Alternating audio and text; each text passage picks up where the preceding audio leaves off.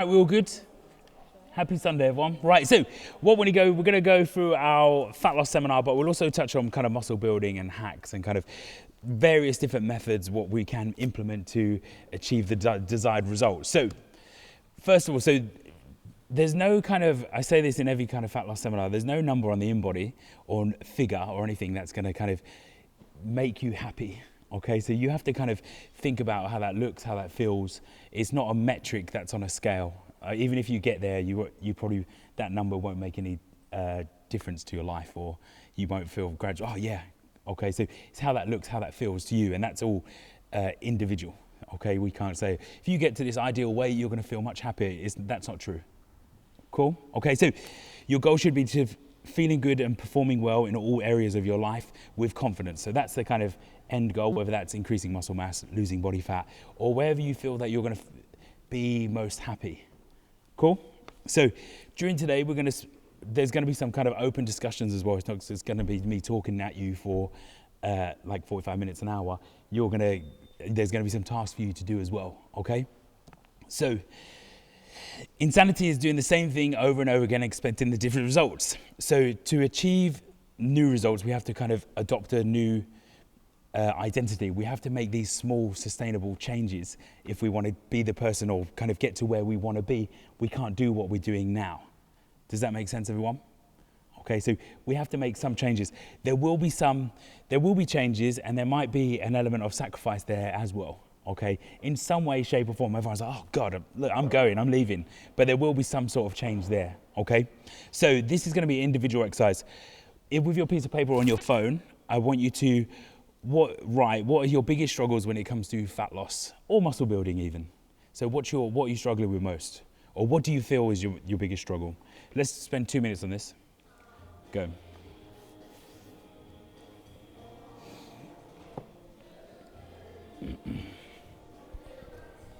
When people are like, oh, I don't want to lose weight too quick or crash diet because I'll just put it all back on. So generally that's not because the calories are any different. We just haven't adopted the behavior change of what we need to sustain that. So if we lose, there isn't something that happens with the calories in your body. It's just we haven't put in the right systems in place to achieve that and sustain it for long term. Okay, so has anyone want to shout out their kind of biggest struggles? Either fat loss or muscle building. Anyone want to put them to the group? Go on. So it's discipline. Okay. Okay. In what way? What do you mean discipline? It's making the sacrifices when temptations put in your way, Pete. Okay. Yeah. Okay. And it's that. So what I wrote discipline. I wrote consistency as well. Okay. So it's like I can be disciplined for a short period, but then it all goes to pot. So it's that. So Okay. discipline and the consistency to make the sacrifices. So naturally I'm a hedonist, so I want to eat all the food and drink all the alcohol and have fun. So Yeah. it's that. Okay. Fine. Nice. Anyone else? Is that a common one with most people, discipline? Yeah? Okay. I thought that I have struggled with making myself prepare meals when I don't feel like cooking, which is quite frequent. Okay. I think I'll sod it, I'll get a takeaway. Is that a common one? Anyone relate to that? Yeah? Like convenience, we want it quick, or if we haven't planned, we kind of maybe if we haven't planned our dinner or we know what we're having or we haven't got nothing, we usually make some bad choices or not suboptimal choices, not bad choices. Any other kind of struggles? Yeah, we were both just saying evenings, I think, circling back to what you just said, even if I have plans, sometimes I can be knackered by the evening. I'm doing really well all through the day. I've made it to the gym, I've eaten well, and then it goes out the window. Okay. Because I'm tired. Yeah. I can't be bothered, so I'll reach for the easiest thing, and I'll probably crack open a bottle of wine, being completely honest. Okay. Yeah. It's been great all day, and then it goes belly up. Okay. The last couple of hours. That's better than being rubbish all day. Okay, and then what strategies would we put in place for that being tired, we've had a busy day, and then we go to like the easiest thing or the suboptimal thing? What would be a strategy? What would we think it comes to the top of your head? What would we implement there, or what would we think about doing? Yeah, I'm pretty good at batch cooking. I struggle outside the house. So in the house, really disciplined. I could live a really boring life and lose quite a lot of weight. When I factor in this thing, going out for meals and basically just living, that's where it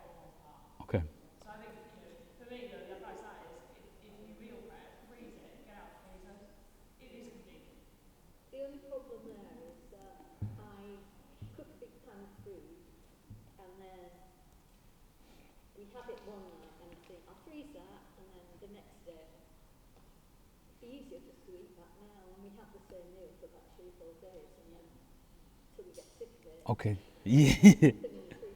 Yeah.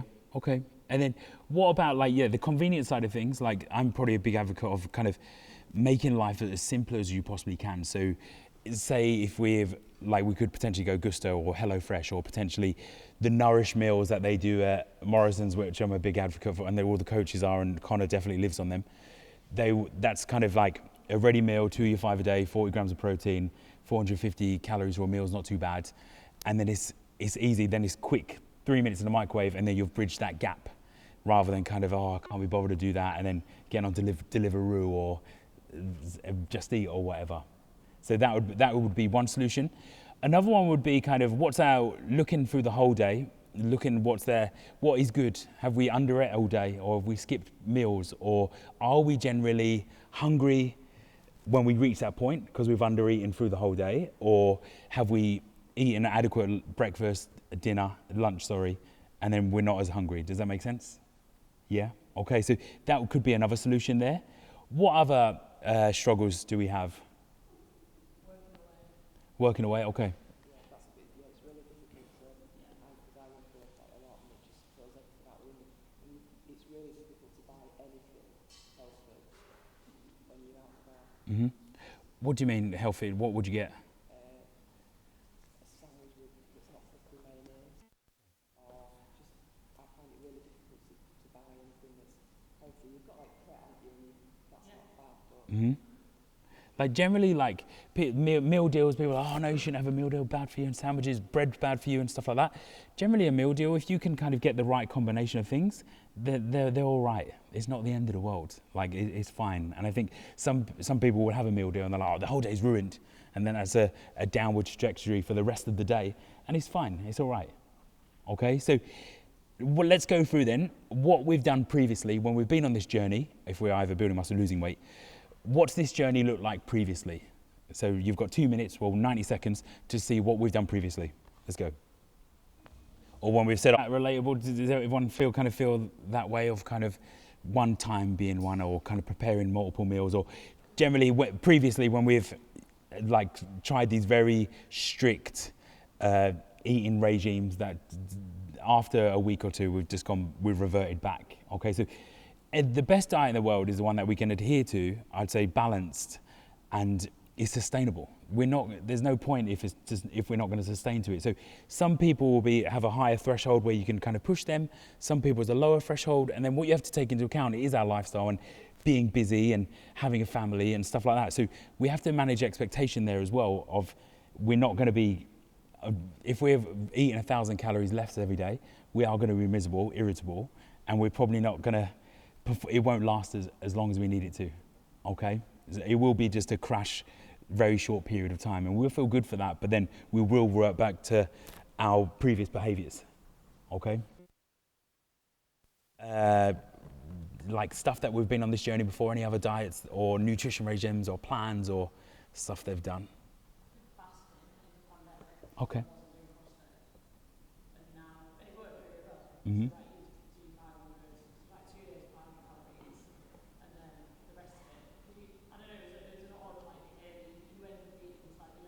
Mm-hmm. On the days where you could eat normally. Yeah. And yeah, it went really well, but it isn't sustainable with CrossFit. Mm-hmm. So the day where you 490 calories, 500 the next day, you can't do what you used to in the gym. Yeah. So yeah, it was good, but like I said, it's not conducive to Mm-hmm. Mm-hmm. I tried that and it didn't work for me, so I was sweat a lot more on the days when I could do that. The idea I could eat anything I wanted, and I did. Under fueling can be a problem like that. I was a teenager in the 90s Mm-hmm. when everybody was that size 6. Yeah. So my mind is that I just want to be as small as possible all Mm-hmm. the time. Yeah. And so I would under fuel and then I'd come here and then I can't do what I need to do. Mm-hmm. But I mean from a diet perspective I think we do alright, because I buy all our food in mostly once a week and then go for fresh stuff during the week. But I prep my meals on the morning before work, and I am like really crazy on that. Mm-hmm. And then you don't get that bit when you get home. You think, I'm absolutely knackered. What we're going to have? We're going to have turkey. Well, we don't do that, and I've got that problem. My problem is that I underfuel, Mm-hmm. and then I can't build muscle, and I can't. Yeah. Okay. Don't progress. Yeah. And then I think when you underfuel, does your body then store fat? So when you eat something, your body thinks, oh, I've got. And then it just like goes onto it forever. Mm-hmm. Generally, when we do under fuel, if someone's on a very low calorie diet, you'll find that we're going to our NEAT and stuff like that. Their activity drops, and their intensity when they're working out drops also. And then maybe they're parking closer to the supermarket rather than further away that they would usually do, or they walk the dog around one less loop, and then generally that just closes up. So they kind of even out because they're moving less, because they're not got enough energy, they're not fueled enough. So it will come down slightly. So sometimes it can be a fact of eating enough where we are fueling ourselves optimally, then we're going to expend more energy through that as well. If that makes sense. Yeah? That makes sense? Okay. With regards to fasting, fasting, generally you're just skipping a meal. Okay, you're skipping breakfast or something, apart from if you're doing 500 calories. Usually it's like a 16 hours off, 8 hours on. And then the common pitfall with fasting would be how we break that fast, because we're generally starving. So we end it, it's kind of a false economy. We'll eat more anyway because we're breaking that fast and we're starving, or we're eating suboptimal. Does that make sense? Okay. What we're looking to create is as much balance as we possibly can with everything that we do. Okay, and we're not. If people say low carb can work, low fat can work, all these diets can work, it's just whether we can sustain that, okay? And then we're looking, if people say don't eat any carbs or whatever, it's just not balanced. We're looking to create balance, okay? So when we do kind of, say if has anyone started a diet on a Monday, because you can't start on a Tuesday, so we're starting a nutrition plan on a Monday, and then we're kind of, right, I'm going to cut this out, I'm going to cut that out, I'm not going to have that, and then I'm not going to do that, I'm not going to go out, I'm not going to see my friends, I'm not going to do anything. And then it's just too much overwhelm. So those guys who did the goal setting seminar, we use this zone of proximal development. So sometimes it will be a slow process of these little small behavior changes, and these will just mount up. So if you look at the U there, generally everyone jumps through to that red hoop. So that's just too much overwhelm. Like they're doing 5K a day, they're having an ice bath, they're cutting these foods out. It's just too much, okay? So what we're trying to do is adequate challenge where we can sustain it, and then that purple circle just becomes the norm, and then that's now you. And then we build on that a little bit, and then that becomes you, okay? So small little change, even though it might seem, everyone wants to have it tomorrow, and it doesn't work like that, and it is gradual, okay? So have that, be realistic with your head, in your head here, of kind of the small changes mounting up and building, okay? Even if it's small, that's fine, okay? Then let's go through what habits / behaviors do you think you need to change to succeed? I want you to just chat to the person next to you about this. So what habits, behaviors do you think you need to change to kind of succeed on a weight loss journey, muscle building? Let's go. At the end of a stressful day, snacking for distraction from a difficult task when I'm working from home. So when I've got big jobs I don't want to do, I just go and get something out of the cupboard, snacking something. Yeah. That's definitely, and I think habitual snacking as well. I think I have read stuff about, how your neural pathways form and stuff, when you're looking at the snack cupboard, searching for inspiration. I don't know. So there's definitely that habitual sort of boredom snacking that goes on. And I would say those are my problems, I suppose. But what's holding you back then? I don't know. So I'm like, what's wrong with me? Because I know what I want to do. Yeah. But I find it so difficult, and I'm very well informed as well. I do the things I know I should do. And I don't know what's holding me back. I think generally with nutrition is very much connected to our kind of psyche. It's not kind of, if people are like, just move more, eat less, cool, see you later. Like that doesn't really work. Like, because generally when we're seeing friends and we're happy, we go out for food and we share that, we eat together. And when we're sad and sometimes stressed or whatever, we'll turn to food. So it's kind of finding that kind of strategy of what we put in that place, or do we swap them? Is that anyone else kind of similar to that? Like very, very boredom, like can be a trigger, stress can be a trigger. Okay, how do we manage stress in other ways? What do we do? How can we do this? Exercise, okay, fine. Exercise. Mhm. Mhm.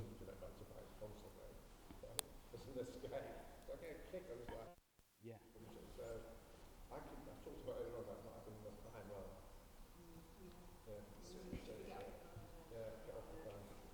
we were also just saying that sometimes you can be on a roll with something, but you get challenged maybe by friends of, well, what do you want to lose weight for? Why don't you have a drink? And Mhm. if you're really not going to have a cake and you just lose that Mhm. in that moment, Yeah. it can be really difficult. And often it's people who maybe feel a bit threatened by, Mhm. I don't know, I don't know. Mhm. Yeah. And I think, like, say, like having a glass of wine or like having a piece of cake or whatever, it's not the end of the world. Like, don't let that. Sometimes people are like, they're either on the wagon or they're off the wagon, and that isn't how we live balanced, or kind of that's how we don't sustain it. We can't be 2 weeks on, 1 week off, 2 weeks on, two. It's just a constant cycle, and it's not having a piece of cake is not going to make a massive impact onto your in the day or the macro of the whole month or week. It's not going to make a big difference. Yes, that's when that's how we, yeah. Or we have to make substitutes elsewhere. That's what we have to do. So what will you snack on? What's our go-to? Crisps. Okay, fine. I can't, if I start on crisps, then I'm going all in. Okay, So yeah, crisps are mine. okay. And then would we like, are they like kind of little bags or are they big bags or what? Okay, fine. So my first kind of thing here would be to limit that to kind of like one bag a day, one of the like family size, bang. That would be the first port of call there of just having, okay, like I'm going to have this bag of crisps, I'm going to enjoy them, fine. And that's limited. Like we kind of, we're not cutting them out because if we cut food out, has anyone heard of, was it hedonic hunger? When we kind of like, when we say we can't have something to ourselves, we're like, I need it. And then it gets, yeah, and then it gets worse. And then we'll end up binging on it anyway. So like, I wouldn't cut it out. I would kind of maybe have just a family size pack of crisps and you're going to have that pack of crisps, enjoy it. You're not going to feel any guilt and move on. Fine. And I'd limit that to like, how many, like one a day. Yeah, one small pack a day. Fine. That's all right. Actually, the act of getting another pack, that's a conscious decision. Mhm. So it's easier to kind of manage rather than just continuing Yeah, yeah. one giant pack. Mhm. That's all you No more big packs of crisps in your house. That's what I'm trying to avoid. Right, well, anything else? I think for me, I struggle with like perceptions of what I should eat and when, or what I want to eat and when. So kind of like I'm like sandwiches are a lunch food, so therefore I'm going to have a sandwich rather than thinking of making different, maybe more nutritionally dense choices, Mhm. salads or something like that. And then when it gets to dinner, I've had my dinner, I'm full, and then I'm like, but pudding comes after dinner. So whether or not I like need a pudding, Mhm. I have a pudding. Okay. Mhm. So I think it's embedding that actually checking in with myself once I've eaten. Mhm. Okay, I've finished eating. Do I actually need more food? Mhm. Do I want more food? Yeah. Why am I making that choice about the pudding? Is it just habit? Who growing up, like, if you finish dinner, you get a pudding? Who? It's been wired into us our whole lives. Yeah, yeah. So yeah. So now, generally, we won't. Does anyone leave much on their plate? No, and then we have a pudding.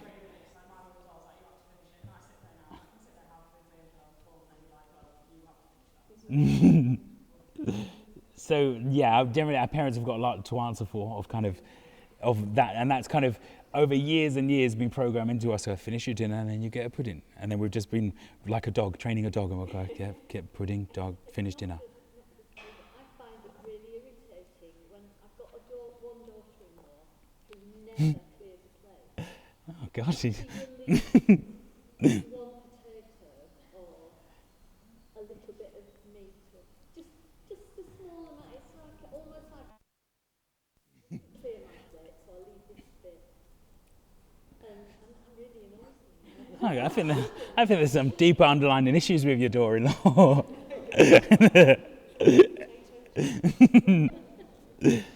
Cool. Anything else there? And then with regards to dessert and stuff, what would be our dessert?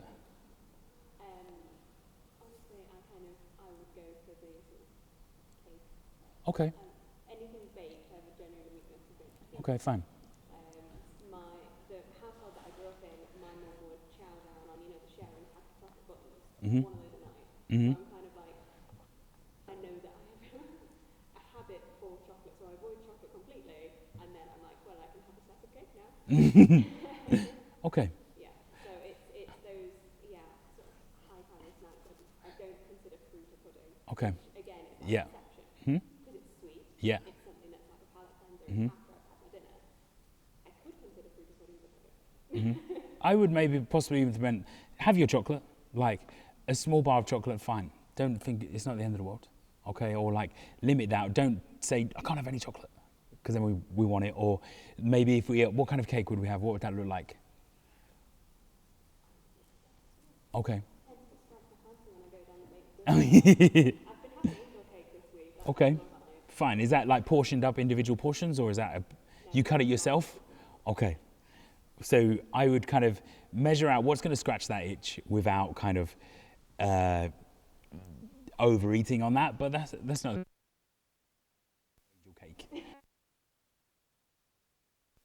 Anything else there? No? Okay. So we've kind of gone through like why these occur. Like anyone wants to add anything to this or anything like that? No? Okay. Cool. So when we're looking at kind of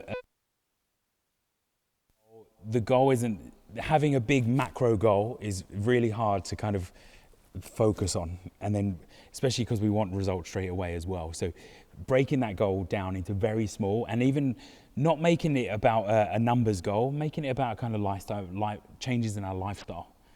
Try and make that a goal rather than the end outcome.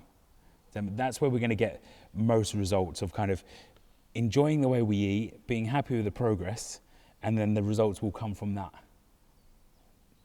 Does that make sense? Yeah? Okay, so you need to find something that you enjoy and it's sustainable. It fits in with your lifestyle. That's a big one. Okay, and then generally, if you have failed before, i.e. like cabbage diets, we've done that. It's just not the right strategy for you. And then you see a lot of kind of, I guess, younger PTs, and it's like, yeah, chicken, broccoli, and rice, eat this every day, blah, blah. But they haven't got a life, they haven't got a family or life or anything else outside of that realm of the gym and nutrition. So it's finding what we can slot into our lifestyle that we can just adhere to and keep. Cool? All right. Cool. So what would we like to achieve? So keep this to yourself. What would you like to achieve? So this can be a number, but more so it's a kind of look, a feeling. What's that involve doing, like, or find a deeper meaning and a deeper connection to that rather than just want to lose 10 kg. Cool? Let's go. 1 minute. Well done. And you can keep that for yourself. So next part, I know it's a nutrition seminar, but we are going to go through sleep. This will affect muscle building, fat loss, or everything else. So evidence shows that a better sleep quality, longer duration, has a positive effect on weight loss. This isn't just due to kind of, this will mainly have like a hormonal response, adrenaline and leptin, just to kind of make better decisions. This will help with your, sleep is one of the most underutilized tool that we have in our arsenal of kind of performance. And that's not just nutrition, that's mindset, physical performance. Everything we do in the day will stem from our sleep. So it does have a massive knock-on effect. If we're trying to build muscle, we need adequate sleep to kind of recover hormonal response, testosterone, etc. Cool. So sleep, sometimes you can correct someone's sleep and then it will filter down to their better decision making when they're doing with their nutrition as well. Okay, so don't take sleep for granted. Make sleep a priority. Okay. Then, so we're going to our fat loss hierarchy. So generally, energy balance. So we can track calories, we can do paleo, we can track our macros, we can go low fat, low carb, intermittent fasting. There's lots of different approaches to achieve this, but all of them have the same in common. It is energy balance. Okay, so moving more than we are consuming, or vice versa. Does that make sense? That's the underpinning whole thing of fat loss. Okay, protein, fats and carbs won't really make a difference. Generally, if our goal is to, protein is the next one down, because that's going to keep us feeling more satisfied, fuller for longer. Digestion, if you want to get into the nitty gritty, we expend tiny more calories digesting protein as well. So protein and energy balance, big one. Protein, carbs and sleep won't really make a difference. from a physiological point of view, sleep won't make a difference, but from a mental side effect, sleep will make a difference. Meal timing won't make a difference. Fat burning, caffeine won't really do much there. Does that make sense? Okay, so it all comes down to kind of that energy balance. That's the trumps everything else when it does come to fat loss. Cool? So different diets: Paleo, Zone, Atkins, if it fits your macros, tracking, Weight Watchers, low fat, low carb, intermittent fasting. These are all of these methods will work in some way, shape or form. It's just whether we can adhere to it, we can maintain it. Cool? So when we are looking for fat loss, it's finding that balance where our performance hasn't dropped down too much, i.e. in the gym. So if we're under eating by 1,000 calories, you will notice a difference in your performance. So it's just trying to find that where we can move, we have got a sufficient enough energy, we're not irritable, we're not starving ourselves, but we can still perform around that as well. That's what we're looking for. Cool. And it's all trial and error. None of it is to the exact. It's just finding what works for you. Okay. Being lighter might help your performance, maybe in gymnastics. You can still, when you're losing body fat, you can't build muscle. That's for previously trained individuals or newly trained individuals, say sub 3 years. You can still build muscle while losing body fat. We just have to keep our protein very high when we do that. Cool. If we were a bodybuilder, it wouldn't be optimal to do both at once. You would do one and then the other. For kind of general pop, we can do both. Okay. Can you might be coming back onto that and explaining that a bit more, but that's something I've been quite stuck on. Okay.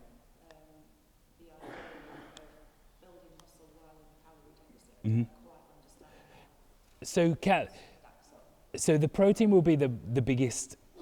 Our protein consumption will be the biggest impact there. Sleep, protein consumption. Then we'd look at protein timing, i.e. Every 3 hours or so, we would aim to consume some protein. That would trigger our leucine, one of our amino acids.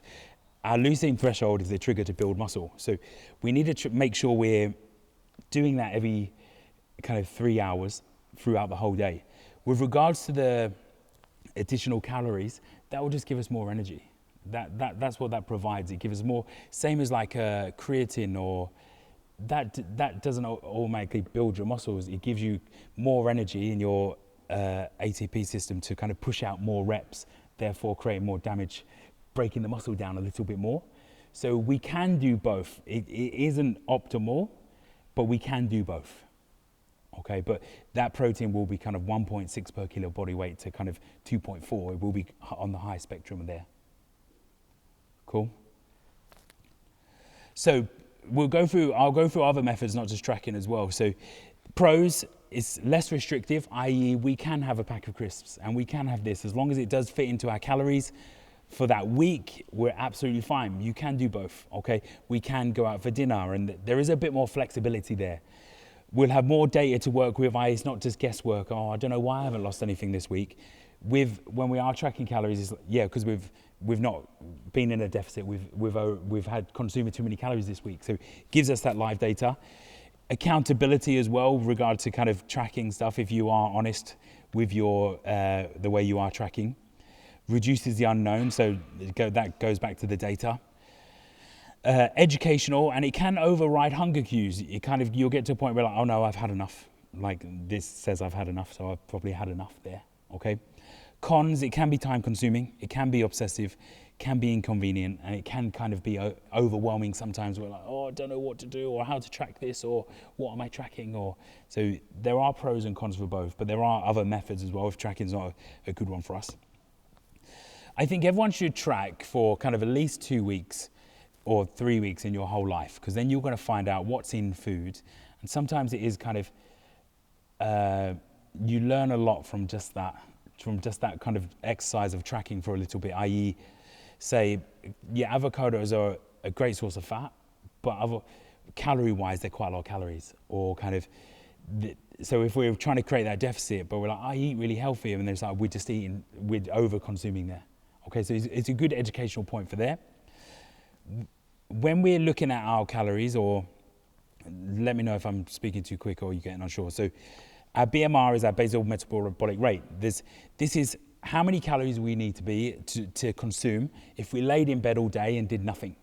So there's not much we can do there. There's not much impact we can make. That's just how many calories we need, okay? The next one where we're going to create most of the deficit or use our calories, etc., would be our NEAT, so non-exercise activity thermogenesis.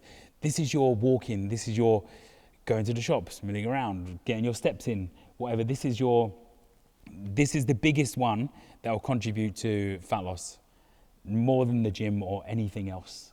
Okay, so generally the gym, we do a set and then we sit, yep, sit, cool, yeah. And then we'll do a set and then we sit down, yep, cool. So really over that hour, we're probably, our maximum output is probably like 12 to 15, maybe 20 minutes of pure, solid, non-stop movement. And over the whole day, it's not gonna make an impact into there at all. So it's generally what we're doing outside the gym. When we're doing nutrition consults and someone goes, I train 3 or 4 times a week, it won't have a big impact into that.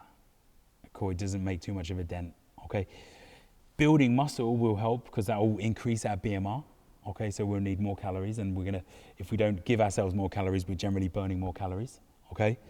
Then we've got our thermic effective food, so i.e. like eating that higher protein, that's going to create a bigger thermic effective food. And then we've got our exercise activity thermogenesis. So it's very small at the top. It doesn't create much of a dent when it does come to energy balance, okay? Any questions there? No? I think that when you go to the gym though, I know you said it doesn't make much of an impact, but it does because you feel better and you're more likely to walk more and move more and do you know what I mean? Yeah, psychologically, yeah. Yeah. With regards, yeah, psychologically, physiology, no. Okay. So when we set, we'll go through how we set our calories and what we do. So being realistic and kind of finding what we can maintain is, I've said that a lot, so maintain, adhere to, sustainability. That's what we're looking to do. So some, it might be 100 calories a day. Some people might be 250, 500, 1,000. It's just seeing where we're not testing our willpower on a daily basis, just trying to get through the day and be like, thank God I did it. Okay, it should be where we can still live and we're not suffering and too much with that. There will be an element of sacrifice like we spoke at the start, but we should be comfortable. Otherwise it was just a quick fix. We're not going to do much with it. Does that make sense? So it's finding what works. So generally in a pound of fat is a 3,500 calorie deficit. So we would either, generally a 500 calories a day is probably all right to do. We probably won't notice that too much, okay, depending where we're at now. And then we can increase that by taking it from the other end. So we could just getting our steps in, or just more activity outside of that is going to make a big impact as well. So we're kind of increasing our activity, reducing our consumption, and then it's kind of meet in the middle. So we could probably get that to kind of 2 pounds fat loss each week with just a 500 calorie deficit, just increasing that output each day. That makes sense? Yeah. Cool. Let's do this. So let's calculate our calories. So guys, we're going to times our weight by 24. Ladies, we're going to times our weight by 22. That's how we're going to find it.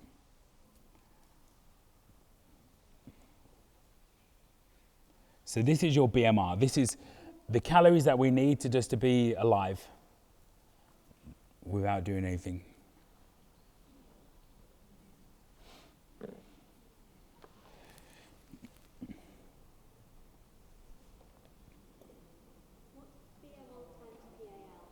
I'm going to go through that now.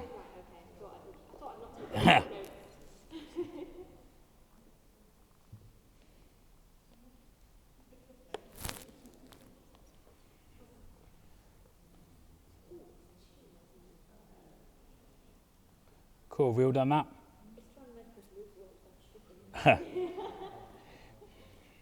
Cool, okay. Then we'd find our POW, so our physical activity level. So like sedentary is going to be 1.1, so minus 5 steps. We're sitting at a desk all day, we're not doing much. Moderate is going to be a desk job, but we do get our steps in, 7 to 10,000. Active, we're on our feet most days at work, so 10 to 12,000. And then very active, we like work on a building site, and then or a postie, or we're on our feet non-stop. Okay, so that's how you're going to find your physical activity level. So this isn't fixed. So some weeks might be lower, some weeks might be higher. Let's go for a general average on that. So find that number over 1.1, 1.3, 1.5, 1.7. Yeah, so it'd be your weight times 1.1, 1.3, 1.5, 1.7.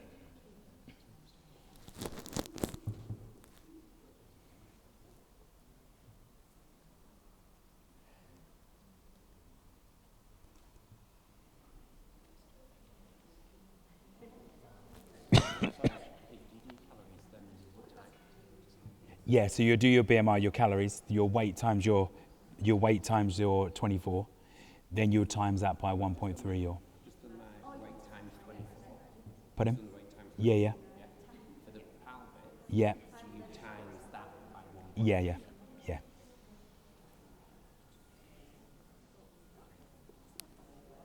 Huh? Oh. Okay, so this would be where this is just our this is our maintenance calories. So this is if we're going to stay the same, if we're not going to lose weight, put on weight, whatever. This is going to be our maintenance calories. Does that make sense, everyone? Yep, so that's our maintenance. So then we would go back to where's that? We would take away our deficit there. So if we're going to go for 0.2 pounds a day or 0.5 or 1, and generally the first few weeks is just finding where we're comfortable and where we're happy with that. Okay, so that's your maintenance, and then we'll take away them calories to find our calories for our weight loss. If we are looking to build muscle, and that's our main sole goal rather than lose weight, I would go to maintenance, and then we'd kind of adjust from there. So we'd go to maintenance, and then we'd look at our protein goal from there.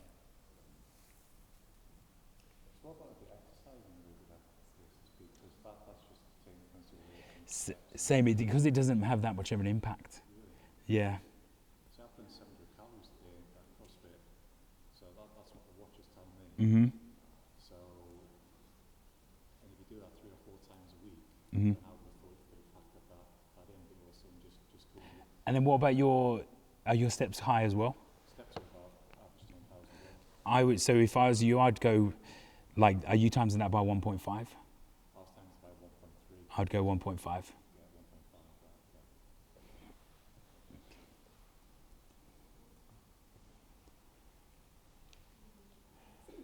Cool, how's that sound? Calories look all right? Mm-hmm. Mm-hmm.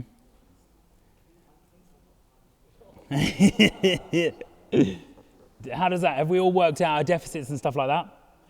Sometimes there might be the first week or two where we're like, oh God, I'm starving, I've got no energy. And then we've just miscalculated our power, and maybe we're doing a bit more.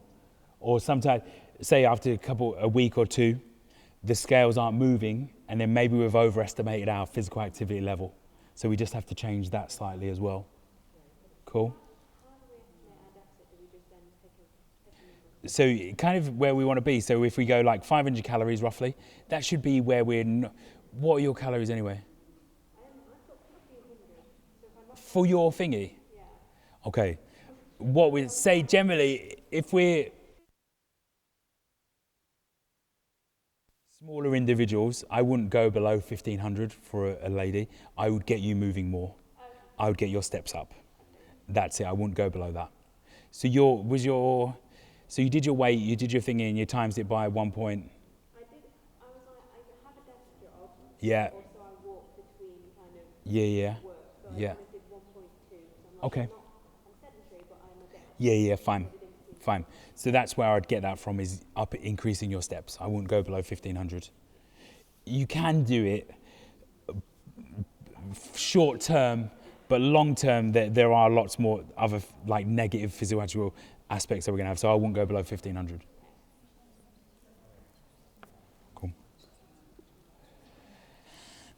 Cool, how's that sound? Has everyone got their calories there? Okay, right then. So everyone, this is where the overwhelm comes in, and everyone, when we're tracking, they're like, oh God, I don't want to weigh everything and measure everything, and it's a lot of hard work, and I don't want to do it. Okay, so does anyone have more than 3 breakfasts a week, i.e. like variations? Okay, good. We're boring, that's good. Right, so do we have 2 variations? Yeah, okay, we have 2. 1? Perfect, okay. So this makes it very easy, 1 or 2 variations. So in MyFitnessPal, there's a few other ones. Has anyone got any other tracking apps that they do use? Someone had one the other day that I forget the name of. NutriCheck, yeah. NutriCheck, yeah, fine. Calorie counter, fine. They're all pretty much the same. So what I would do, say for breakfast, say if we're having, say, porridge or something like that. We have porridge most mornings. I would have my oats, and unless you're really posh and you get the ones where you just put the packet in and you put the milk in and they're already done. If you're getting oats from a big bag, I would have like a cup, or generally what our portion size is. I would measure that cup once. And then when I come to have my oats the next morning, I just put it in that same cup, and I make that. That's a very easy hack to do for breakfast. If you have eggs on toast, say like you have 3 eggs on toast, and you can vary them, i.e. you have scrambled or you have poached or whatever. There's not much change gone on there. It's the same amount of calories, so just put that through. Does that make sense to everyone? Okay. Making it as simple as you can. Generally, if people are having I have a stew, and you're like, oh God, okay. But it can be done if we're doing like a bulk. You just have to measure that out a lot more. I would just try and, you can have your stews, there's just more measurements that go in there, and it does make it a bit more inconvenient. So I'd maybe swap something that's a bit more easier to track, potentially. Yeah. So, what I always find with tracking is hard is, obviously you cook stuff as well, but when you go out, it's really hard to know what's in stuff Yeah. when you're eating. Mm-hmm. Do you think that if you're just putting in a steak, some chips, some sauce, whatever, just taking from the tracker, Yeah. more or less accurate? Like, you're going to have someone who's like ridiculous when that's definitely not it, like 10,000 calories for that steak. Then you're going to have some that are very underestimated. Bluetooth disconnected. Alex, Bluetooth sorry. pairing. I would go for like kind of the mid-level. There'll be a few that are very similar, and I'll probably go. This is an exact to the calorie. I know, and that's the problem with people. Yeah, and then people are like, right, it's not perfect. Like, I'm just gonna have this. Like, so it's just finding like it's there or thereabouts, and these are gonna create a bit more of a positive outset anyway, because we're not gonna go off the wagon completely. They're fine, cool, and you'll never get perfection with this, and that's fine, but it will have a positive impact anyway. Okay. Another solution here would be kind of like I spoke about the nourishes and stuff is explore maybe meal prep companies, Gusto, HelloFresh. They're very easy, scan, done, easy enough to track them. Or say if people ready meals get a bad kind of like a bad rep. Say if someone is really overweight and they want to lose weight, I would be happy to give them kind of ready meals because they're going to track them and they're going to be very easy, and their health markers are going to come down anyway. So generally they're maybe not eating optimal food, but their markers are increasing, so they're healthier anyway. And then as that comes down, we'd look at more nutritionally dense food further down the line. Okay, so possibly meal prep. We could possibly bulk prep our meals for you guys who like doing that. I couldn't think of anything worse to do on a like nourish meals or something that's quick where I can scan, done. Okay, I don't have to think about it. You have what? Okay, where are they from? They're online subscription. Okay. Okay, yeah. And they're really good. So, like for lunch, they do protein ones. They're really good. You can freeze them and you can cook them straight, throw them in the microwave. I found them really helpful recently. Are they cost-wise? Are they all right? Yeah, it's about £70 for 20. Okay. What's that work out? Works out about a meal deal or less. Okay, fine, nice, fine, yeah. Put in 350 each. Okay, nice, fine. Oh, do they? The rice pots. Yeah. So finding a solution that's very easy for you, that's what we're habits. Yeah, so finding the path of least resistance, something that we rather don't overcomplicate this because then we just won't do it. Okay, so finding possible like Nourish or the Prep Pots or whatever that we enjoy and they're all right, and then sticking with that for a bit. Okay. And then, also if we are meal prepping, we can do a bulk prep and then you can divide them because you can save them into MyFitnessPal or NutriTracker and then just split like I'm having half that portion now. Okay, that's another way for you meal preppers. And then plan your meals when you go shopping. So it sounds very simple, but we don't do it. And then we go to Co-op or there's local Spa and then we go grab something that's quick and easy. Okay, so when you do your shopping, if you do a weekly shop or 2 shops in a week, have your meals that you're going to have already sorted so you know what ingredients to get and you're ready to go. Cool? Cool. So there's 2 types. There's kind of aggressive diet or sustainable dieting. So generally, I've spoke about sustainability and that's what we are looking for. So, and this will depend on our lifestyle, our busyness, what frame of mind we're in. Are we going to buy beef for in 6 weeks?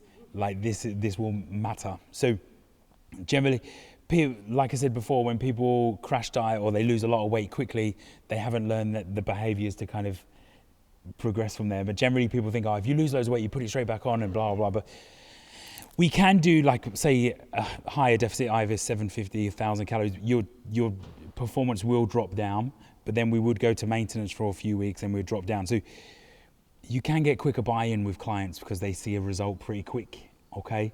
Then we'd go to maintenance, then we'd drop down and then we'd go again. So that would be our aggressive dieting. So we've achieved what these guys have done in kind of 6-7 months in about 3 months. And we've had diet breaks. The diet breaks will psychologically, okay, right, I've got to do this for another week or so and then I'm going to be on maintenance and I'll have higher calories to work with and then I'll go again after that week and then go again. So you do have them psychological breaks. Tracking, Sorry, can I ask a quick question? yeah.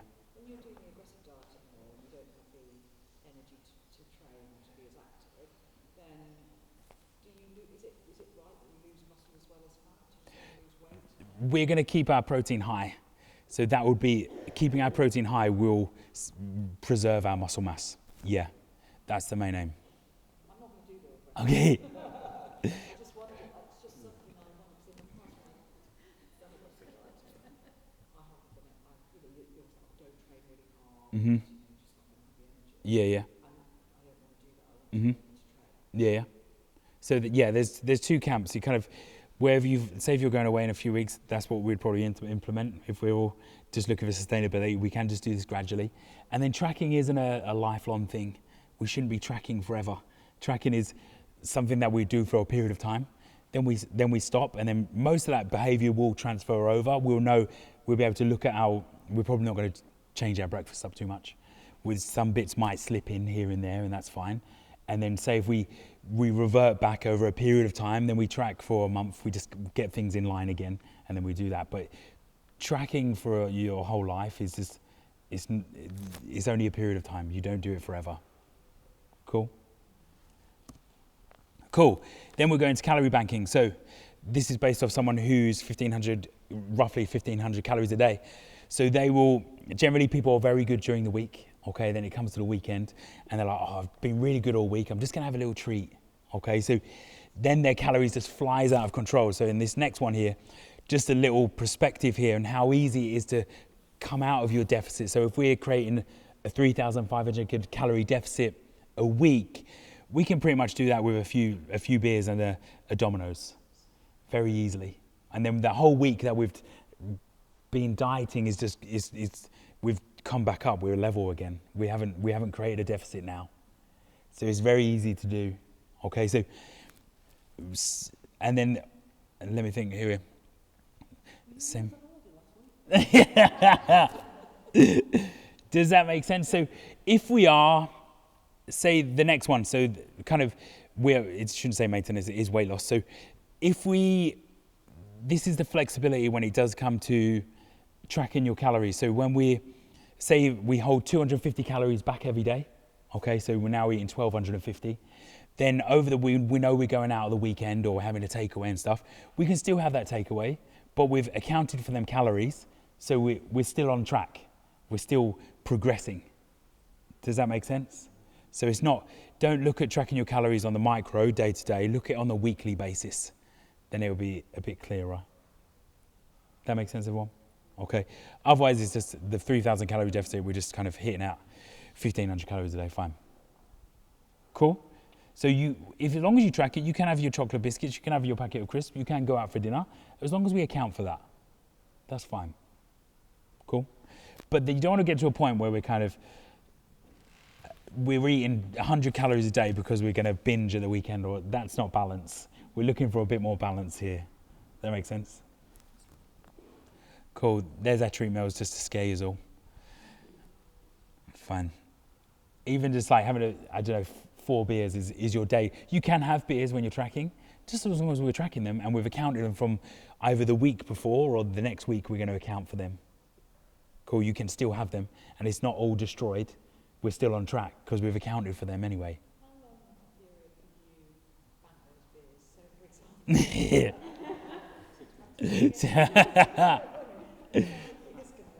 like, could I count my calories over a month?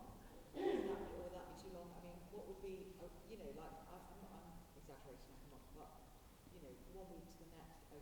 Yeah. Over the course of a month, Yeah. is it okay? Yeah. No, that's fine. Yeah. As long as it works out, yeah. That's fine. Like, these deficits will accrue over weeks and months. It's not like the day to day and stuff. So yeah, you could have a whole month where you've kind of, oh, watch out, hey, let's go.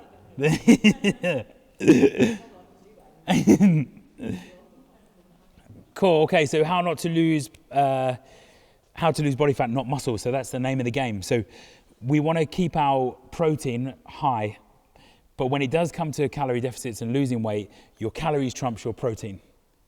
Does that make sense? So we won't go over our calories to chase our protein goal. Okay, so this would be 1.3 at our minimum, and it's quite hard to hit that. So we need to find strategies in place of where we put that in. And do we have higher protein yogurts and bits like that, higher protein meals to try and facilitate that? Okay. So benefits of protein, everyone thinks protein is just muscle building, okay, but necessary for immune function, retaining muscle, especially in a calorie deficit, healthy hair and skin, enzyme production, transportation, and weight loss. So generally feeling fuller for longer, we eat less, okay. So how much protein for health? General guidelines in the WHO is 0.8 grams of protein per kilo of body weight, but they're never going to change that because protein is the most expensive. This could be a learned behavior, i.e. Going to the cupboard and getting some biscuits and stuff is very easy, and it doesn't take much effort, but then we get a very high calorie reward, so our body's like, do that again. Okay, so it could be a learned behavior like that, or we could just be generally hungry. Okay, so if we're generally hungry, making your breakfast, lunch and dinner larger and making them a bit more what word am I looking for? Satisfying, or what's another word for bigger? Satiating, kind of, not word. Making them more substantial, there we go. So making them meals more substantial is going to, say if we finish between lunch and dinner, we find ourselves, that's a time where we snack, or between breakfast and lunch, that's when we kind of creep in and we snack, and we create that false economy because we've eaten less for breakfast, lunch and dinner, but we've also snacked a lot between their meals. So make them bigger, okay? So we could go like just doing our kind of build a plate with our hands here. So does that make sense? So for our protein, making two palms full of protein. This is a very kind of, without any tracking or methods like that, this is a very simple way of kind of, I'll send this over to you anyway, of how we do that and what we create that. So when we're making our meal and we're, okay, fine, done. Okay. There or thereabouts.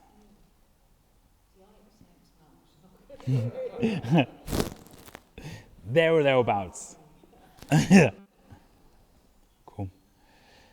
Cool. And then here's another way of strategy of kind of for fat loss. So prioritizing protein. So like we said before, this is going to keep us fuller for longer, keeping us feeling more satisfied. So prioritizing protein with every meal, eating less processed food. So we all know this. And I think sometimes just having that accountability to do it, so eating less processed food.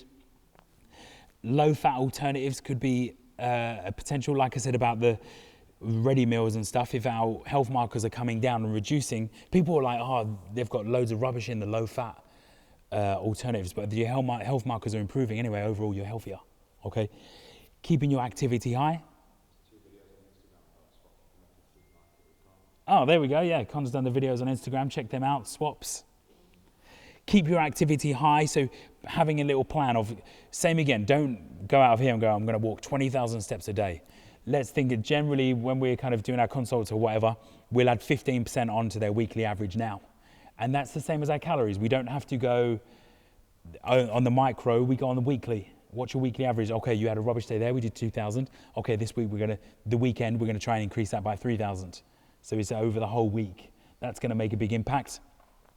Keeping hydrated, there's no evidence to say 2.5 litres is the optimal amount for that. As long as you keep your wee clear, that's what I'd aim to do, okay? Strength train, that's going to build muscle, increase BMR, etc. And this is what we spoke about, ensure your meals are substantial to avoid snacking in between, so make them a bit bigger. Cool? Any questions there? Other factors, so these are kind of myths and etc. So remember the myth where it's like, oh, if you eat your dinner after 6 p.m., you're going to get fat. And then, did everyone hear that? Did anyone used to do that? Or have carbs after 6 p.m. and that's a load of rubbish. That was done on a study of 2 cohorts, and the one cohort ate all their calories in the evening, the other cohort spread them through the whole day. The first cohort would just generally, they overate because they were hungry. So they generally ate more. Okay, so it wasn't the case of you shouldn't eat after this time or whatever. Weight loss it won't be linear. It will be ups and downs, or depending on our cycle, retention of water, stress, everything in between there. Okay, high carbohydrate meals. So it will go down. If we jump on the InBody and it's not gone where we want it to be for that week, it's not like, all right, forget it. Okay, it will level out there. Okay, so take that with a pinch of salt as well when it comes to your muscle and body fat and stuff, overall weight, and then we'll just track that over the weeks. 1 week, give it 2 before we make any changes there. Cool. Any questions? I've got one about, you talked about stress just a minute ago. Yeah. And the body's production of cortisol. Is that, I think they read all these different things I see online. You think how much of an impact does that really have? Is that not enough sleep as well? The sleep is more about kind of cortisol. How will that affect? I'm just thinking, all eyes on me. How will cortisol affect?